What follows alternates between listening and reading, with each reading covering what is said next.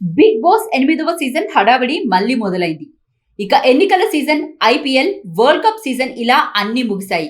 హిందీలో already big boss OTT 3వ season సందడి చేస్తుంది.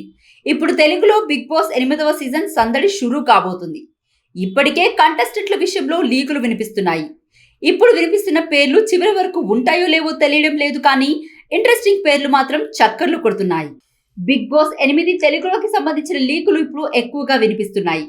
సోషల్ మీడియాలో బాగా వినిపించిన పేర్లు, కనిపించిన వ్యక్తుల్ని బిగ్ బాస్ ఇంట్లోకి తీసుకుంటున్నట్టుంది టీం. అయితే ఈసారి ఈ 8వ సీజన్కు అలా అదిరిపోయే కంటెస్టెంట్లను పట్టుకొస్తున్నట్టుగా తెలుస్తుంది. ఈ క్రమంలో ఈ ఏడాది ఎక్కువగా వైరల్ అయిన, ట్రోలింగ్కు గురైన వ్యక్తి వేణుస్వామి. ప్రభాస్ పని అయిపోయిందని, సినిమాలు హిట్ కావని, తెలంగాణలో కేసీఆర్, ఏపీలో జగన్ వస్తాడని చెప్పి దారుణంగా ట్రోలింగ్కు గురైన వ్యక్తి వేణుస్వామి. బిగ్ బాస్ ఇంట్లోకి వస్తాడని తెలుస్తుంది.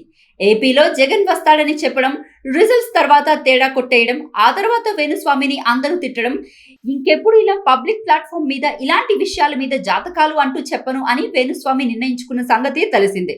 అలాంటి వేణుస్వామి ఇప్పుడు బిగ్ బాస్ ఇంట్లోకి వెళ్తున్నాడని సమాచారం.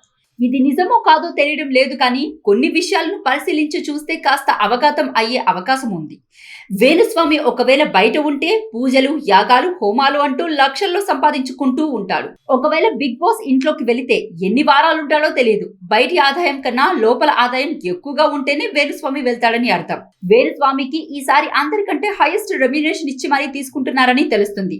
ఒకవేళ వేణుస్వామి లోపలికి వెళ్తే ఏం చేస్తాడు? వీకెండ్ లో నాగార్జున చెప్పాల్సిన మాటలు, తీసుకోవాల్సిన క్లాసులు వేణుస్వామి తీసుకుంటాడా?